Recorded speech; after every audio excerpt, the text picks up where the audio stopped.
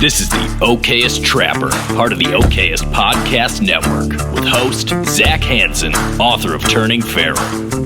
Hear stories, lessons, and fireside chats through a journey of hunting, trapping, and wilderness living in the modern age.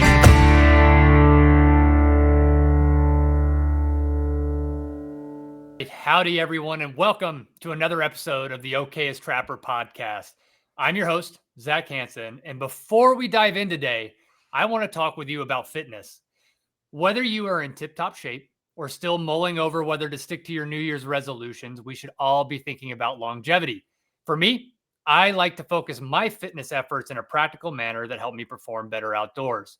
That's why, for the past several years, I have been a member of Mountain Tough Fitness.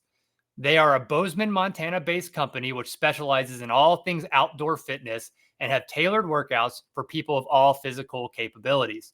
So if you're thinking of getting in better shape, visit mountaintough.com. That's MTNTOUGH.com and use the promo code Okayest30 for a 30-day free trial. Now, with that out of the way, I am beyond excited to be speaking with our next guest. He is the program manager for trapping policy and human-wildlife conflicts for the Association of Fish and Wildlife Agencies, better known as AFWA. He oversees the best management practices for trapping in the U.S. He's a big game hunter, an avid trapper, angler, and an endurance athlete who aims to spend as much time outdoors each year as he can. Bryant White, welcome to the show. Hey, thank you, Zach. I'm really excited to be here today to talk about trapping and, really anything else you wanted to talk about. So yeah, I'm excited to be here. Appreciate the opportunity. We're excited to get it rolling. I know we've been talking about this for a little while, but I have to admit, I definitely truncated your background and resume quite a bit. You are a long-standing and true advocate for trapping with the work that you do. But maybe to help frame our listeners and get a little bit more grounded in understanding where that passion comes from, maybe you could help us by recalling your first memory of being out on a trap line. All right. Well, so I kind of grew up in a family where we did a lot of hunting. I grew up in Tennessee. We were small game hunters because when I was growing up there weren't any big game. Deer reintroductions were taking place, wild turkey reintroductions were taking place. And so we hunted rabbits and quail and squirrels and things like that. And so my brother and I have an older brother, naturally got interested in all things outdoors. And so we used to get a magazine called Fur Fish and Game. It's been around for a long time. And we read stories about trapping and, these long liners in Alaska, and all these really exciting stories. And so my brother and I, we ordered some traps out of Fur Fish and Game, and we started our own little trap line catching animals. And from there, it went to catching raccoons and skunks and possums in cage traps for old ladies at church where the cats were, where they were getting into their cat food and things like that, and just progressed from there. So awesome. And I don't think we talked about this, but I've lived in Tennessee for a little bit. Whereabouts in Tennessee were you doing this as a kid? So I grew up near Franklin, Tennessee, which is south of Nashville. Yeah, I lived in Shelbyville. Okay. Of all places, a little town. That's actually where I took my first deer as an adult ever. So I have a very special place in my heart. But with Fur Fish and Game magazine, something that I believe is still around today. Yep. Do you remember what traps it was that you ordered and then what the actual cost was? Purely curious on this one. Well, I think the first traps that we bought were little like #1 long springs. Long spring traps were, I think, still very popular. This would have been in probably the mid 1970s, something like that. So they were probably little #1 long springs that we were using to try to capture raccoons and possums and whatever else would step in a trap for us. So they were pretty inexpensive too. If we were buying them, my brother and I were making our money back then hauling hay. I think we were getting about 5 cents a bale or something like that. So the traps had to be pretty cheap or we couldn't have afforded them. So that's awesome. I wish we could go back to that pricing on traps today. But, looking back on young Bryant, was a career in the outdoor space or in trapping specifically always on the table, or what kind of brought you full circle? Because now, I don't want to age you by any stretch of the imagination, but it's been a little while since the 70s and you're still out there, you're still trapping, you're still out in the woods, and you have a career in this space. Was that always part of your vision, or did it happen kind of holistically? And maybe take us through that trajectory of your life and how you landed where you are now at AFWA. Yeah, well, that's an interesting question, Zach. I was always an avid hunter and angler. Trapping sort of took a back seat probably when I was in high school and college. Just, trapping is labor intensive. It's a labor intensive process. It's not like you can just go out and trap one day and you're done, right? You set those traps, you're going to run that trap line for a long time. You've got animals to skin and all these kinds of things. So, but no, I kind of lost interest in it probably through high school and college. And then after college, I started getting interested in it again, and had kind of a different career path for a while. But I was still able to pursue hunting and angling, and then got back into trapping in that other career. And then as I was finishing up graduate school for my second time, I saw an opportunity. There weren't really a lot of jobs out there related to trapping unless you wanted to get on with maybe wildlife services or someone like that, uses trapping a lot for damage control. And I was interested in that, but I saw a really sort of interesting academic position, research kind of position. And I jumped on that and was lucky enough to get it.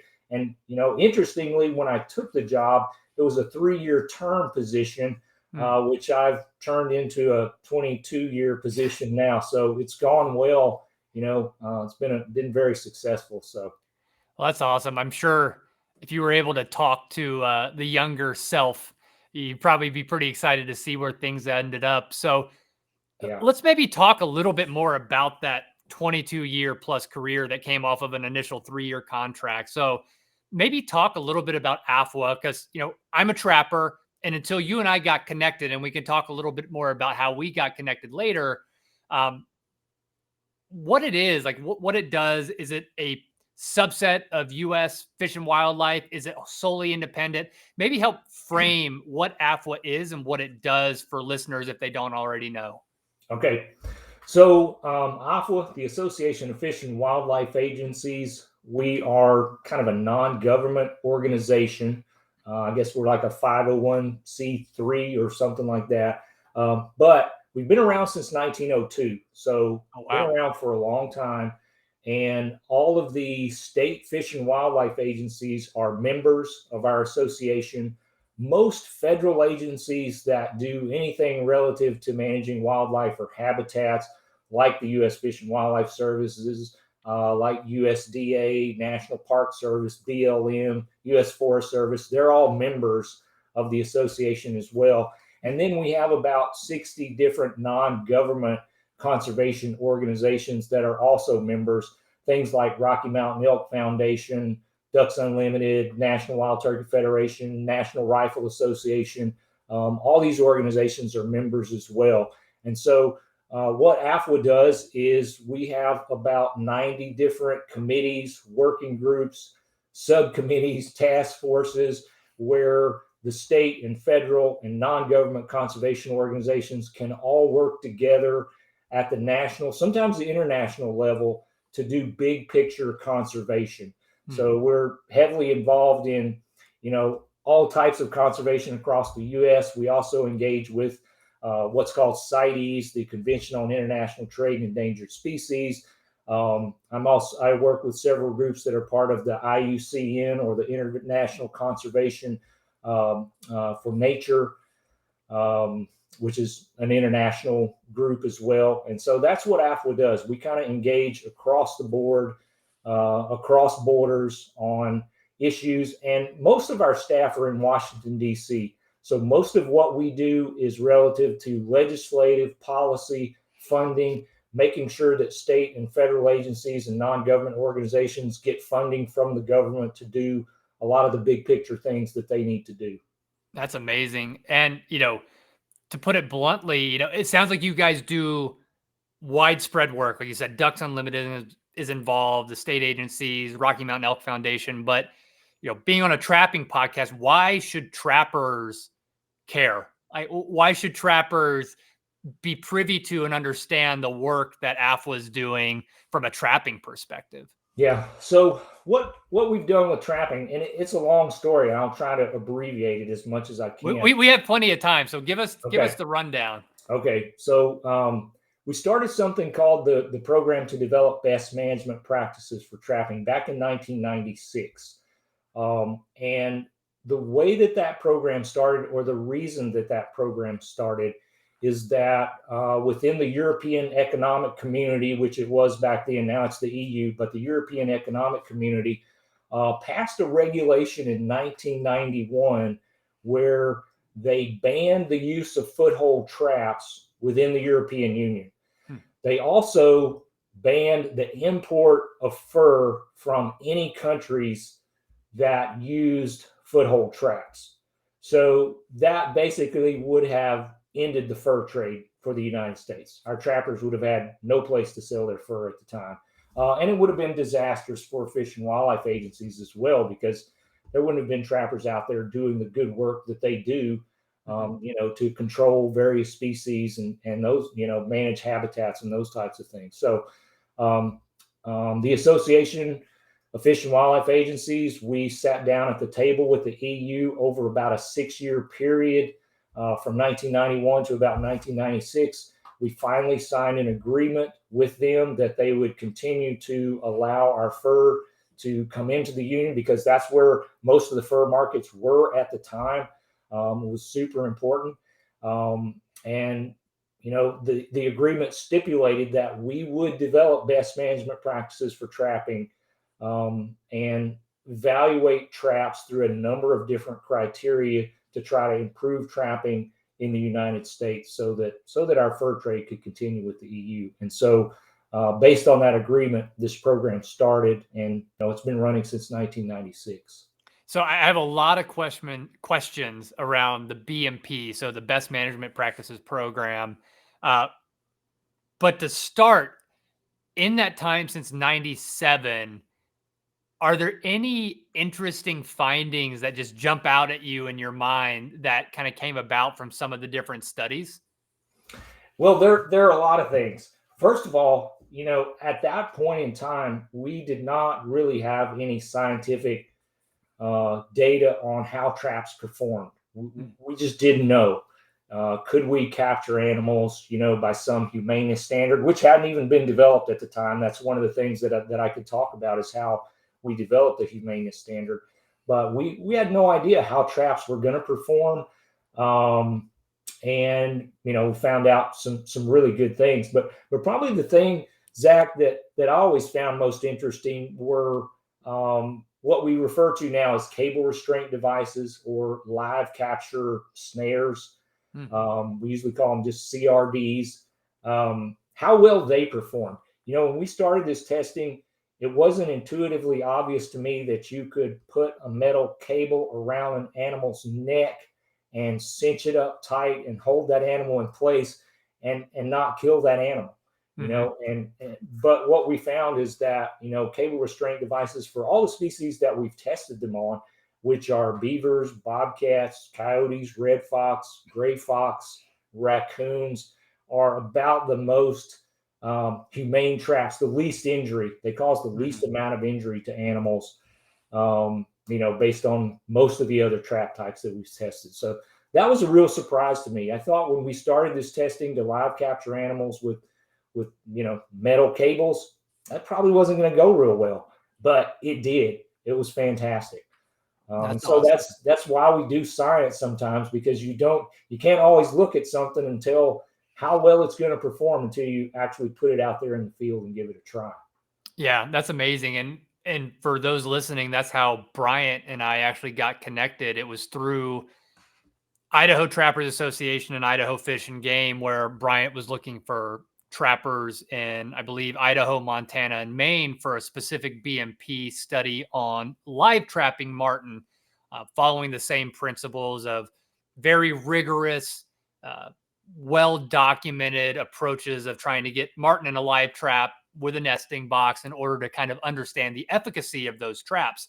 So I ultimately was able to get put in contact with Bryant, and have spent the past several months finding out how hard it is, especially with a very short and not snow-filled winter, how hard it is to get an animal into a live trap who is pretty wary in the first place. But that said, all of these different studies from the BMP perspective, you follow rigorous science. You're sending, the carcasses ultimately to get studied at labs by scientists.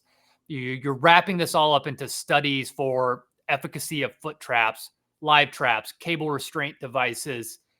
How does that all funnel back to helping preserve trapping? And this is kind of a twofold question. So you're familiar with what's kind of happened in New Mexico with recreational trapping. Yep.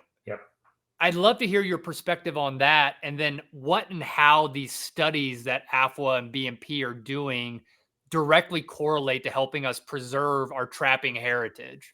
It's a multifaceted question, so you could take one part or all of it, but would love your input. Okay. Yeah. So, back in the 90s when we were going through the process with the European Union, one of the things that we realized we needed to do is, in order to evaluate traps properly, was to develop a standard that we could use that everybody would agree was a good standard. And so that way our research would have credibility, and we would be able to say, yeah, we can catch animals humanely, or we can't. We didn't know. So we worked with the American National Standards Institute, or ANSI, which is a pretty authoritative standard. It's our standard setting body here in the United States. They set standards for everything from bicycle helmets to seat belts and things like that. And through ANSI, we liaison with ISO, or the International Organization for Standardization, which is the standard setting body for the world.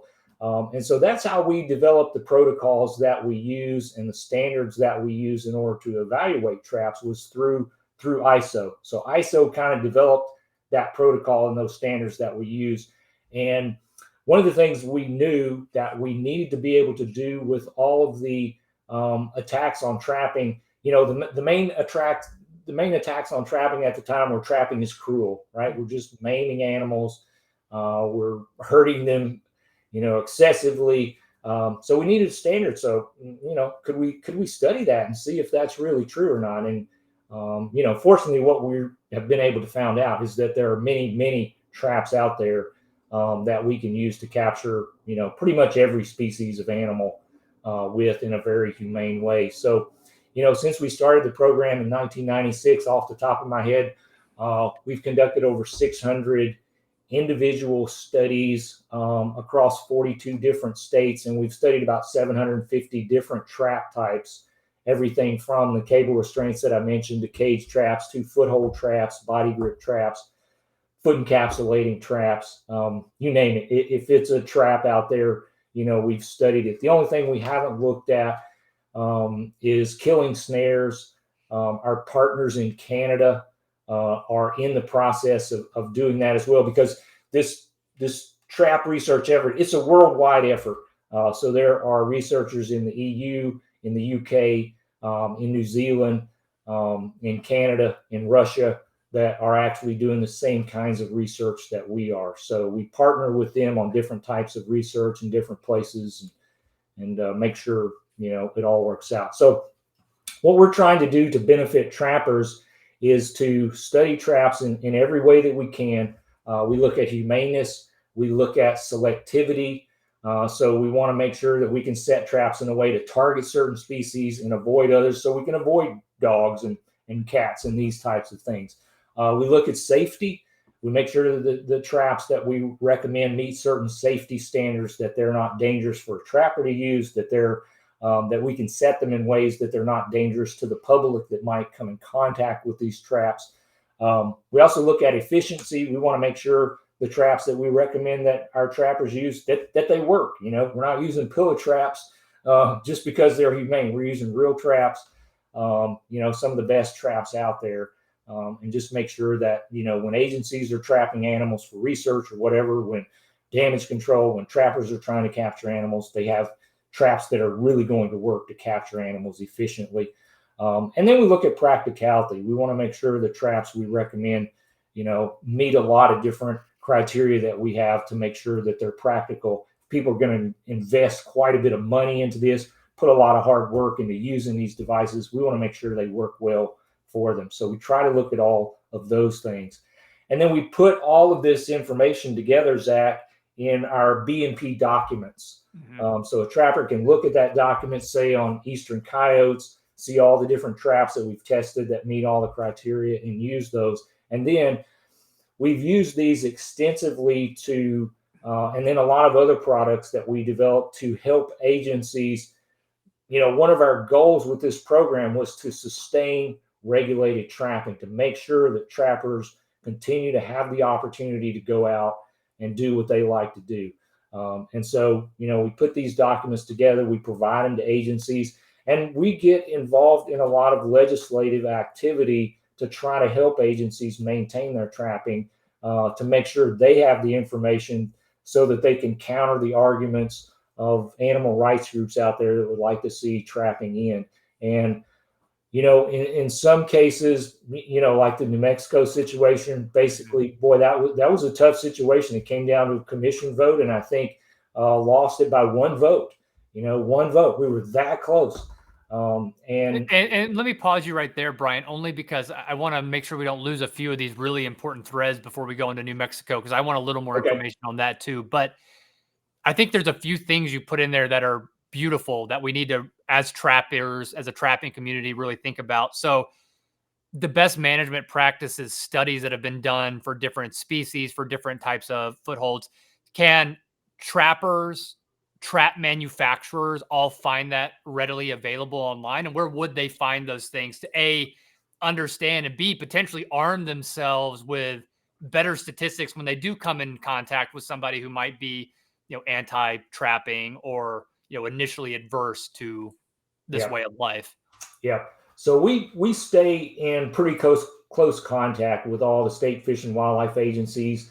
I work with those agencies directly. We work through organizations like the Congressional Sportsmen's Foundation, which you're probably familiar with, which is a legislative organization, on Capitol Hill also. But we have a couple of different websites where trappers can go and, download those B&P documents, look at those B&P documents. And I don't know if you can post those somewhere, but I can give you those. And we also usually have representation at the National Trappers Association, their annual convention, sometimes the Fur Takers of America, their annual convention. And then we work pretty closely with, some of the folks who are involved with the NTA and FTA, the FTA president, Jason Wisniewski, the NTA president, John Daniel, and then also there's a guy in Idaho, Rusty Kramer, who is involved with the media aspects of the NTA, and we work with Rusty as well. So we try to engage with the trapper associations as much as we can. We engage with the state agencies. We have our websites, but the bottom line, Zach, a lot of trappers are hard to reach because there are trappers that are not involved with, a trapper association. And so we're trying to figure out more and better ways to get information to those folks, maybe through some of the trap manufacturer websites and outlets, through State Fish and Wildlife Agency regulations that they publish, just getting some of our information in there so folks can look at those, because most trappers do probably check their regulations every year to make sure something hasn't changed. So yeah, no, I think that's great. And what we'll do is we will put all of those links in the show notes as well. So anybody listening to this across any podcasting platform, they'll be available to you there. So go look at them, read them, learn something, share it with other trappers who might be sitting on their combine and not be at a computer. So we get a wide array of folks, but hopefully people listening to this will take a little action to go read and recognize that there's been a lot of effort over the past 20 plus years to provide this information for folks to, not only make you a better trapper in a lot of instances, but also to help preserve it. So, with that said too, I do want to move on to the New Mexico topic, because I know very little. All I know from my perspective and the folks I've talked to in New Mexico, and I'm actually going to have the president of the New Mexico Trappers Association on the podcast here in the coming weeks to have a conversation with him. But could you maybe give a brief of what happened? I mean, you mentioned that it came down to a commission vote, but is it all trapping, recreational trapping? Is there still, nuisance trapping allowed? I don't know the full spectrum, but maybe tell us a bit about that and, maybe the why and, what can be done to prevent that in other states. Yep. Wow. That's a tough one. That's something that there are similar initiatives that happen in different states almost every year. There's been some issues in Vermont most recently where, there's some pretty strong efforts being made there to try to ban trapping, different things that have happened in Florida, Montana, really all over the U.S. And I think we were all pretty surprised by the outcome in New Mexico, considering the issues and various things that have happened there. But and I'm sure the president of the Trappers Association will be able to speak to this a lot better than I can. But we engaged with New Mexico. We provided them all the information that we could, and I think that information was provided to the right people to help them make the right choice. But things don't. Sometimes people make choices for other reasons, right? And that's probably what happened there. But I think it was essentially a ban on all trapping on public lands. So I don't even think you can use cage traps. Now, I may be wrong, but I think it banned all trapping on all public lands in New Mexico. And I think it's just relative to public lands. It's not like an outright ban on all trapping as it was in California, many years ago. And as has happened in some other states like Massachusetts and, Colorado, certainly you can still use cage traps, and they've changed some legislative practices there to allow foothold traps on private land with special permits. But New Mexico was just a ban on trapping on public lands. And it's really the same here in Arizona. There's no trapping on public lands except with cage traps. But I don't think in New Mexico you can even use those. And that was really the work of some, high folks who were high up, Senator, that I'll not mention unless you want to, but that was heavily involved with that and essentially made that happen. So. Yeah, I mean, for folks, you can Google it and find out who that is. But this is a good segue question then. If you had to boil it down, what advice would you give to trappers, whether they're in New Mexico now fighting to get their rights back, or, some of these states like Washington where they're talking about a ban on fur sale? What would you give if you had to give one piece of advice to trappers that want this to stick around for generations, for their kids, for their kids' kids? What can they do today to help mitigate the risk of losing this, privilege that we have as outdoorsmen and women? Yeah. Well, there's probably two big things I would say. Work through your trapper association and get to know your wildlife commissioners. Get to know your senators.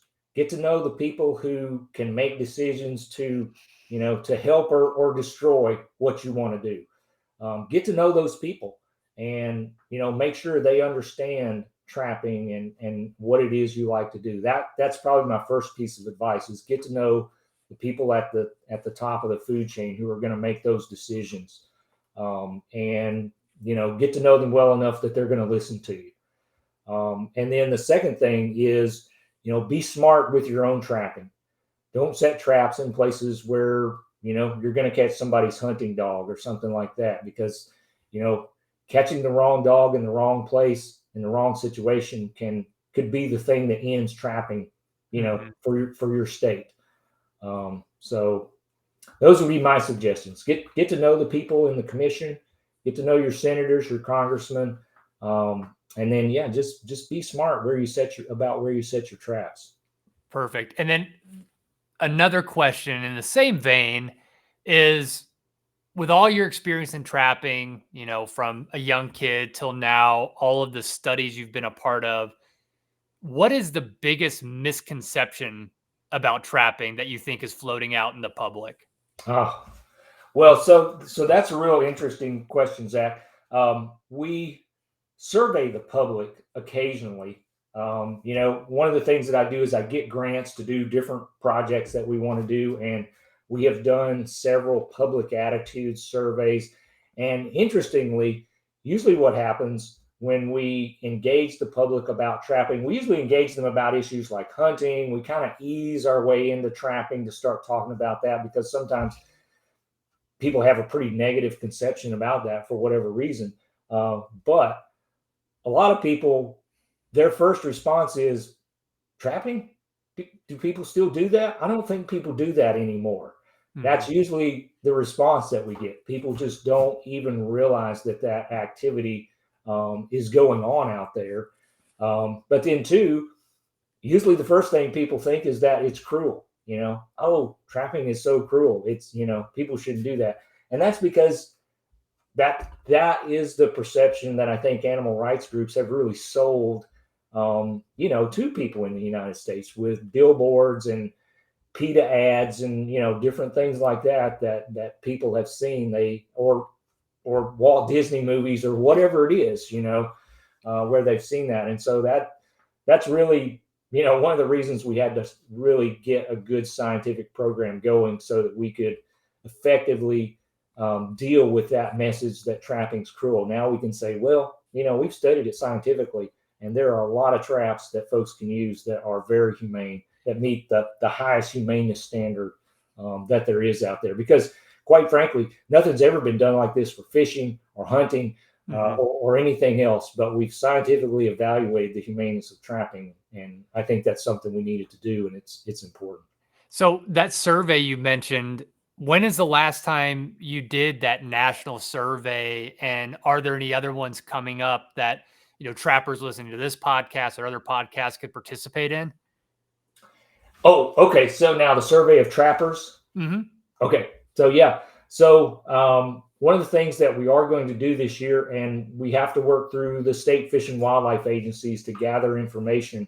But in 1992, 2004, and 2015, and in fact, those previous surveys are available on that website that you'll post eventually. Folks can actually go and look at those and see the types of questions that we ask. But we are going to survey trappers nationally.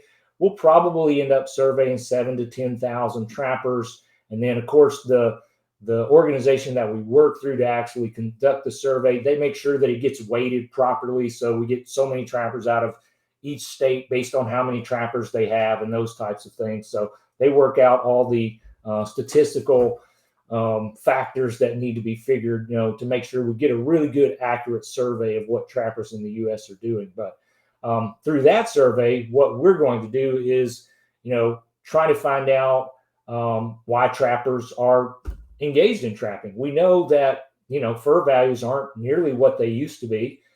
So we're trying to figure out what are the motivations of trappers that are out there, still trapping. We want to find out what kind of traps they're using, what species are they most interested in, and then also find out some economic, demographic sort of information from these folks as well. Because as you and I were talking earlier, the U.S. Fish and Wildlife Service does a survey every 5 years of hunters, anglers, and wildlife watchers, they used to call it. Survey all those folks about, what their interests are. And it's a lot of economic and demographic information, but Fish and Wildlife Service doesn't survey trappers about trapping.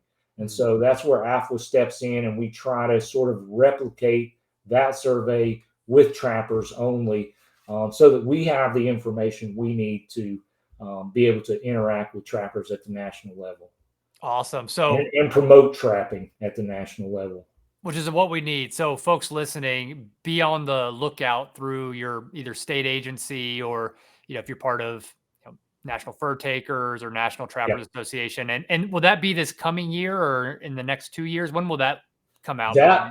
So we hope to implement that survey sometime in May or June of this year. It's coming very soon. Yeah, it's coming very soon. We've been working on this grant idea, for a couple of years.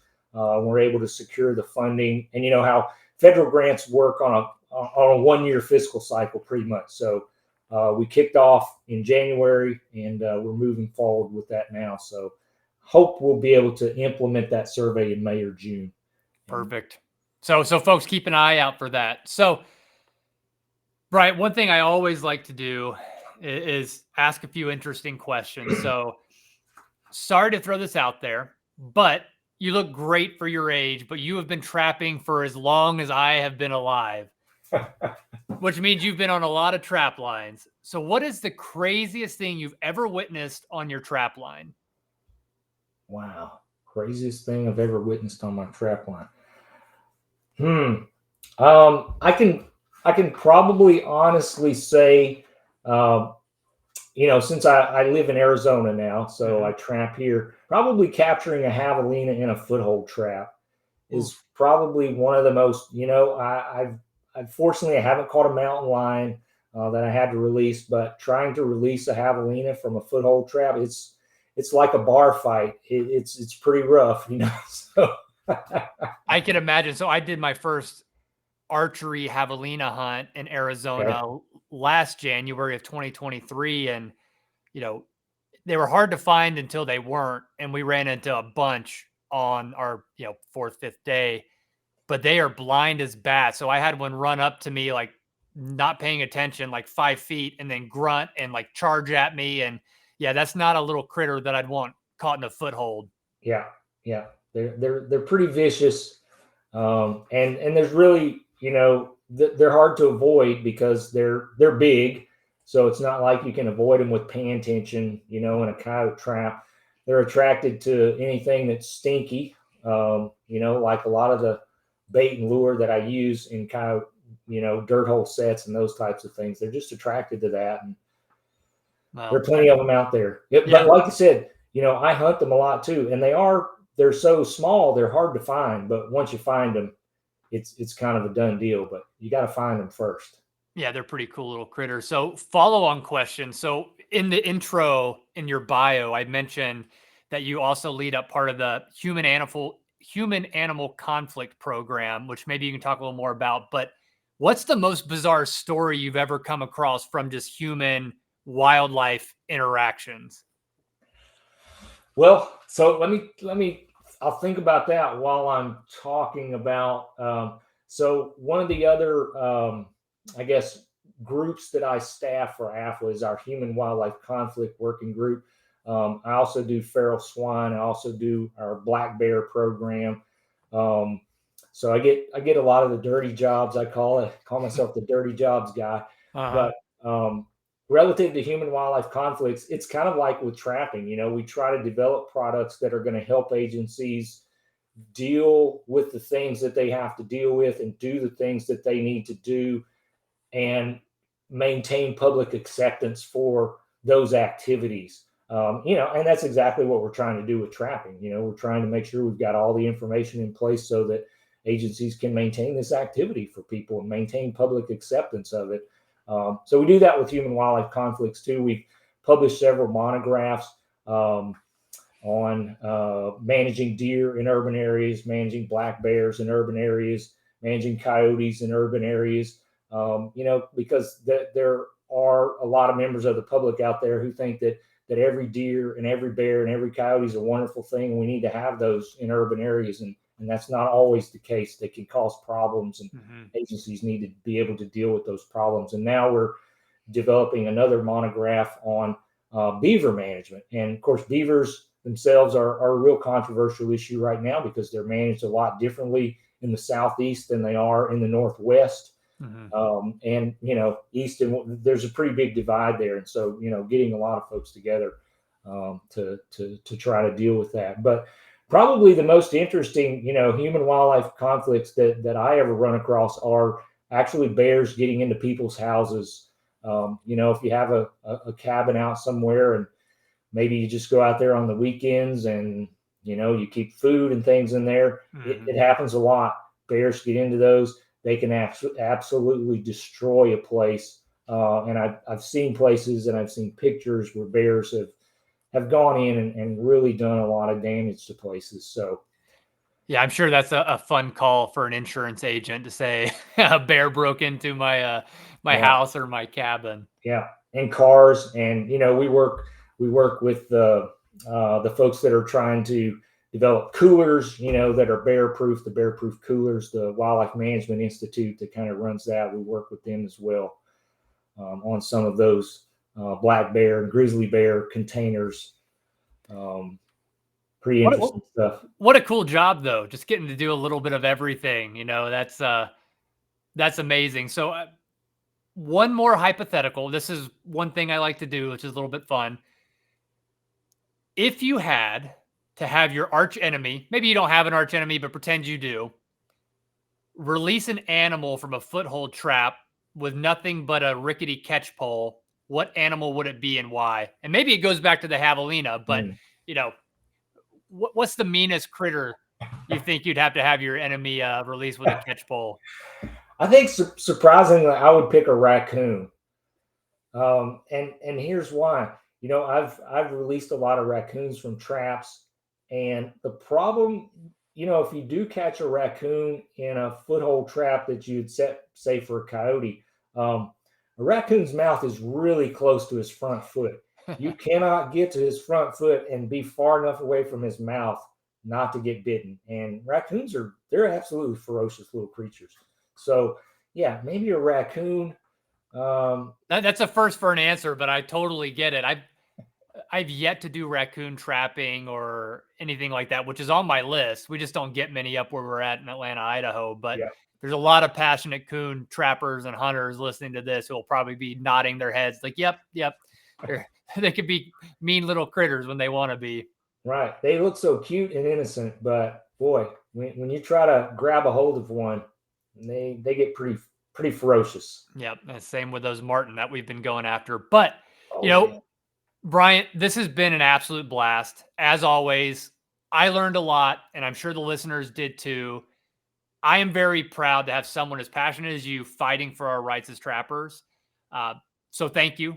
Genuinely, I know your whole career and life has been modeled around this and wildlife conservation, and to hear from you about the efforts that do go into it's really empowering. And I hope trappers listening to this appreciate it and figure out how to get involved. So for those who want to get involved, whether that's on some of these BMP programs that you might have a grant for, or the survey, we'll list the websites, but is there any other way that folks can get in contact with you or folks on your team to figure out how they might get involved? Or if someone's out there listening and wants to figure out how to build a career in this space, just like you did, who do they reach out to and how do we foster those relationships? Yeah, well, you can put my contact information on there, Zach. Folks can always reach out to me because I'm always looking for, good trappers to participate in our programs where we're trying to capture animals and do those types of things. I'd say one thing trappers can do is just familiarize yourself with the BMPs that are out there and, try to start using some of those traps. I think you'd be surprised that really some of the highest quality, best traps out there are traps that are in our BMPs. And you wouldn't be doing yourself a disservice at all to tool up with some of those really good traps that we recommend, for a lot of different species. And yeah, that's the thing. I'm the one person for the entire United States. So there aren't a lot of jobs in this kind of area. And I feel like I've hogged it, for 20 years, and hopefully I can hog it for a few more years because I get to work a lot with hunting and trapping through the agency that I work for. And I'm very passionate about those things. And obviously I'm going to do everything I possibly can, to make sure that we maintain those activities for people to, like myself, selfishly, to continue to enjoy. So, but the folks out there that probably do the most trapping, I know agencies are often trying to get trappers to help out with different research projects. And if you contact your state fur bear biologist and say, hey, I'm a trapper, have you got anything going on that I can help with? You'd probably find out that there usually is. And that's actually for folks.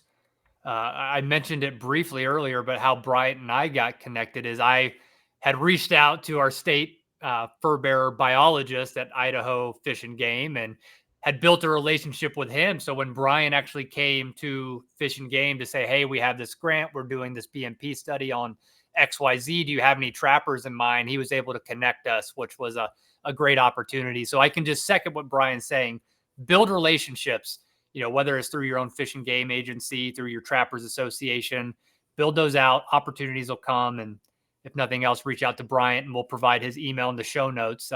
Just keep it clean and send him nice things. Yeah. So, and hey, let me say this too about your fur bearer biologist there in Idaho. Neat guy. And I think it just talks about the passion, that trappers and hunters have about what we do. I first met him. I won't say his name unless you want me to. But I first met him when I was in this position. He was an undergraduate student at the University of Missouri, and he came to me and said, hey, I'm learning how to trap. me and this other guy are really interested in this. Have you got anything for us to do? So they started working for me, doing some data entry. I took them out on some projects. And now Corey has gone through his PhD, and, he's a real deal fur bear biologist now. And I know he's wanted to do that his whole life. So pretty exciting to have a guy like that in that position in Idaho.